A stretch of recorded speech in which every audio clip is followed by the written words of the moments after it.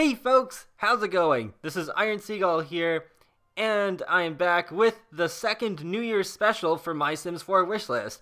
I did a video very much like this one for New Year's Eve last year, so I'm really excited to be doing it again this year. So how this is going to work is that I'm quickly going to recap my thoughts on 2016 for The Sims 4, and then I'll talk about what I want to see most from The Sims 4 in 2017.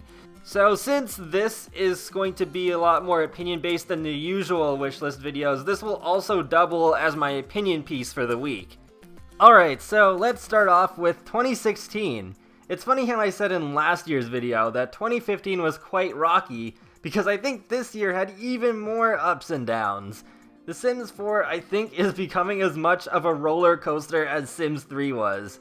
We got a couple of stuff packs in the first couple of months, along with a great anniversary update that celebrated the franchise's long history by bringing back some features from past games. And then, silence. We went through what's being called the news drought of 2016. It's not the first time in Sims history that this has happened, and it probably won't be the last time it'll happen either. It wasn't until mid-April where we got the first quarterly teaser which hinted at a restaurant game pack and a stuff pack focusing on children. Soon after, we got both the tragic clown from The Sims 1 as an NPC and a start to one of my least favorite aspects of The Sims 4, the challenges and boost weeks that really remind me too much of freemium mobile games. This was not enough. A lot of us were left wanting more substantial content, and while we had to wait for June for that to happen, oh boy, we got a lot of stuff in June, ending the news drought for sure. And it was probably the best month overall for Sims 4's history. June started off with a groundbreaking, surprising update for the series that updated the creative sim to break down the gender barriers and be more supportive towards the LGBTQ community, as well as an upgrade to the lighting system that made the game look much better, especially during sunrise and sunset. We then got the Dine Out Game Pack, my favorite pack overall of 2016. Then we received another interesting update that added monsters under the bed, followed closely by Kids Room stuff, which is now my favorite stuff pack of all time. That is the one stuff pack that I can say that's actually had a big impact on my normal gameplay. July gave us both the nanny and backyard stuff, which ended up being another one of my favorite stuff packs. In August, we got the ability to change our Sims' smartphone covers, Grimm's ghoulish guitar, and the first triple boost week. September ended up being an interesting month, as for the first time in the series, we got content related to Day of the Dead for free. That was followed up in October by a Sugar Skulls challenge, and we also got the update that added lot traits in preparation for City Living. And then finally, in November, we got our one and only expansion pack for all of 2016, City Living. While I do think this was a step up over the previous two expansion packs, it was only by a small margin, and overall I do not think it was worth waiting almost a year for it. No, just no, never make us wait that long for an expansion pack ever again. In addition, we also got a triple satisfaction boost week. To round off the year, we got an interesting update to the free holiday DLC, as well as vintage glamour stuff. Not my favorite stuff pack, but still pretty decent overall. Overall, I think 2016 for The Sims 4 will be remembered as the year of the stuff packs because, well, that's almost entirely the paid DLC we got for the whole year, since we only got one game pack and one expansion pack. And I'm pretty disappointed with that. I was really hoping that 2016 would be the year that The Sims 4 really starts proving itself. But yeah, it really didn't. It got a bit better, but not nearly as much as I hoped. On the other hand, I need to acknowledge that the stuff packs have been a lot better this year than they were last year. Kids Room stuff and backyard stuff, I think, are especially so much better compared to some of the earlier stuff packs like Luxury Party and Cool Kitchen. I'm still hoping for more expansions and game packs and less stuff packs next year, but at least I can feel more comfortable knowing that the stuff packs average out to be much better than they have been before. So now with 2016 out of the way, let's talk about the stuff that I want to see most in 2017. I'm going to list my top 3 wishes for 2017, so here we go. Number 1 is pets and seasons, or at least one out of those 2. Number 2 is cars, once again. And number 3 is more occult, particularly vampires and witches. Alright, so let's start off with the pets and seasons. We're going into the 3rd year of The Sims 4. I was a bit hesitant to put them in last year's video, because I did feel like it was a bit early for either one of those, and sure enough, I ended up being right. But yeah, like The Sims 4 really needs to prove itself. I mean, I really felt that way before, but especially after seeing all the comments on the opinion video I did about whether The Sims 4 can be redeemed, they can't just step it up like a tiny bit next year. They need to really just like go the distance in 2017. And pets and seasons always end up being the crowd pleasers, and for good reason, because both of those just change the game at a base level so much. It's not just like extra content that's tacked on that you kind of have to go out of your way to experience, like World Adventures. No, like these two really just affect the base game in everyday life. I do understand that these 2 expansions both take a long time to make, but we are 3 years in. I think it is time. It is time to start demanding these 2 expansion packs more now. We have some of the more basic ideas out of the way, like better careers and the obligatory city-themed expansion, so it's time that we get like the first truly groundbreaking expansion pack for The Sims 4 that really changes up the game. Like, I think with both the stuff pack and game pack teams, they're both doing a really good job, but it feels like the expansion pack team has a way to go, and that's a shame because the expansion packs are supposed to be the biggest attraction. They're supposed to be the biggest expansions, yet that's where the game is falling short right now. The Pets expansion pack for The Sims 3, I think, was when the game just started really turning around. Like, before then, I was thinking like, The Sims 3, it's just not living up to what the previous games were, just like how a lot of people are saying about The Sims 4 now. And I'm really hoping that Pets can do that for The Sims 4, as well as Seasons. But with Pets coming first, then I felt, yeah, like this game is starting to get some real color now. It's actually starting to be more interesting and full of life. And then when Seasons came out for The Sims 3, that's when it was like, okay, alright, Sims 3, we're good now. The pets really do make the world feel more alive, and that really helped when they added wildlife in The Sims 3 pets as well.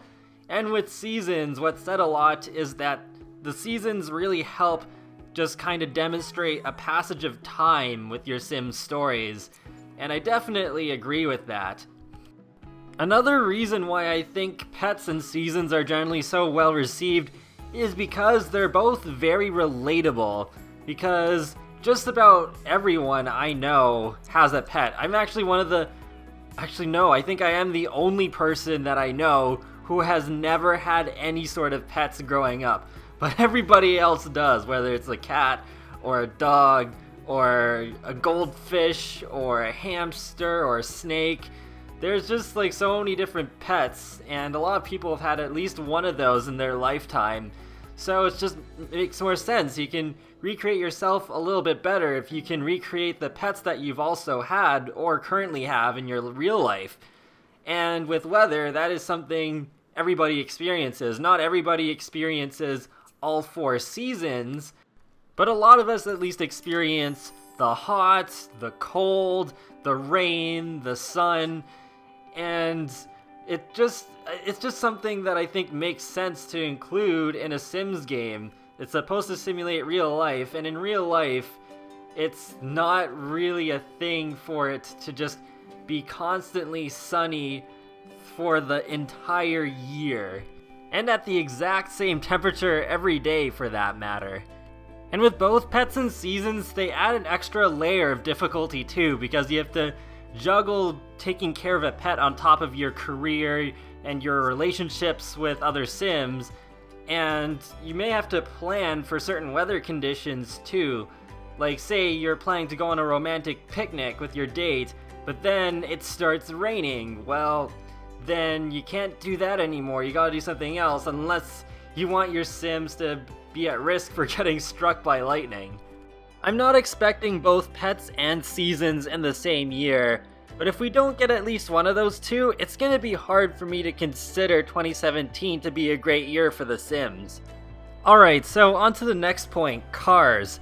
I'm not going to spend too much time on them because I've already talked at length about cars and why I want them so many times. I even made a wishlist video dedicated to them, so I'll just summarize the main points. So the reason I want cars in The Sims 4 so badly is because I think they're really good devices for storytelling.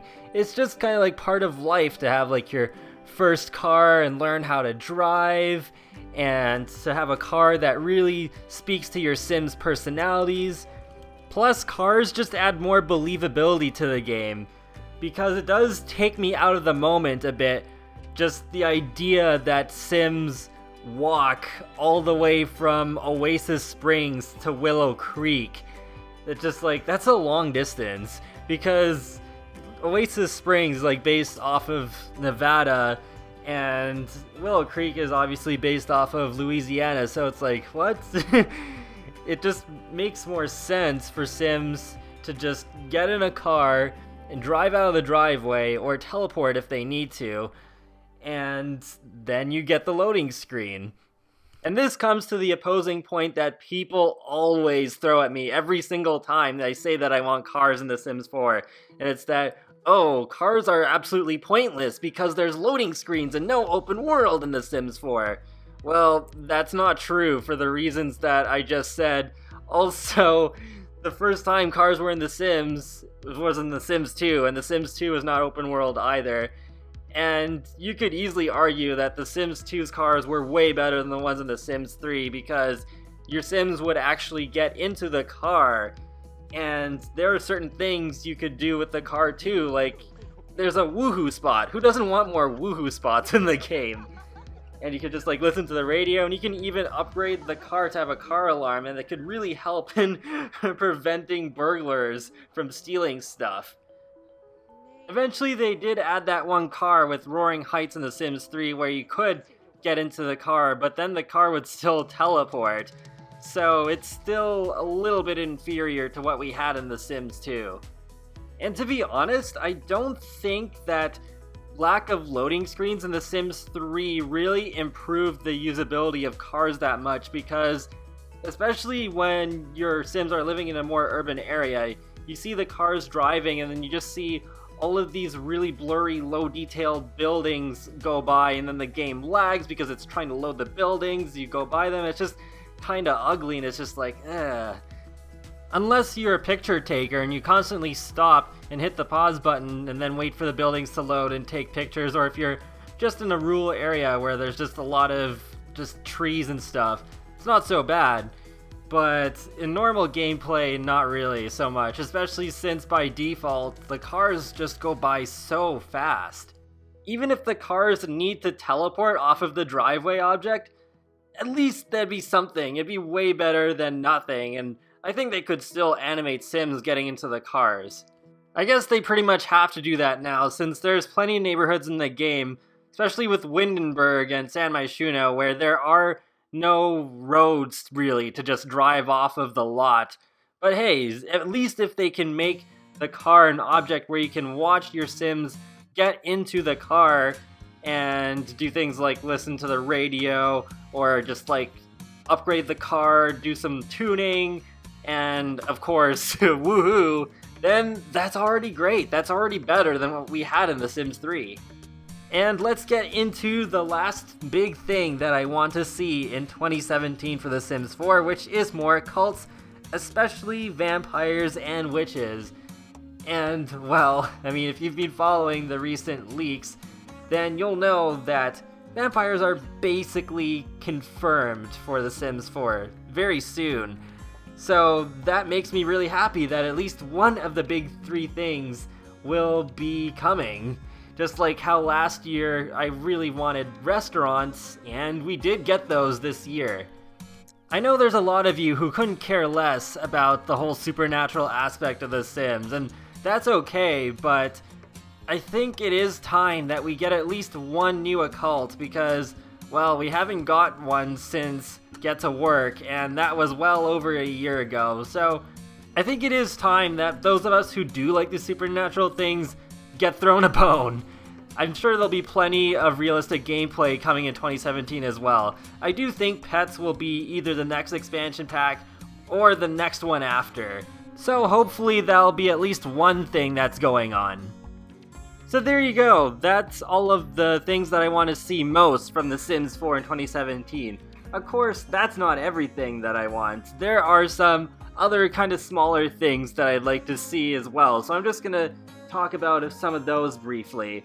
I'd really love to see a laundry stuff pack. I know there's quite a demand for that recently, especially after SimGuru Graham was saying, oh, you should make some noise about a stuff pack for laundry if you want one.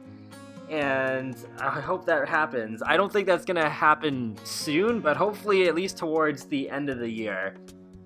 And I'd really like to see more focus on family gameplay. There was a little bit more focus on that in this past year, especially with the kids room stuff pack and the nannies, but hopefully they do include more stuff for kids and just other age groups as well. Like my dream Sims game, part of that would be that every age would be equally fun to play as, not just the adults, but it'd be fun to play as kids, teens, and elders, and, well, I would say toddlers, but the reason I haven't mentioned them at all in this video until now is because I've lost hope. I've lost hope for toddlers.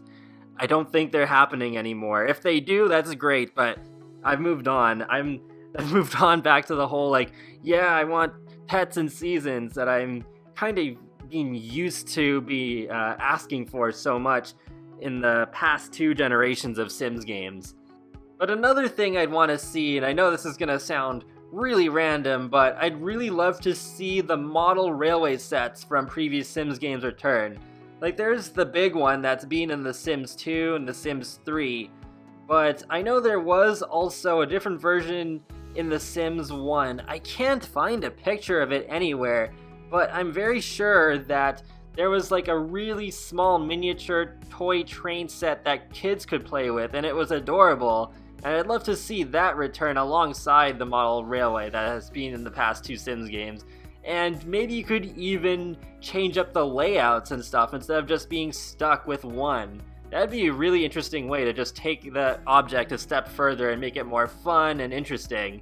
And the whole family could use it, not just adults. I'd also like to see build mode get some more love. I really feel like that's an afterthought nowadays. I really think there need to be more stair types in the game, like spiral stairs, L-shaped stairs, elevators that actually have animations, ladders, moving sidewalks, pool steps. Like, that would be something really interesting and new that I've actually been asking for a long time.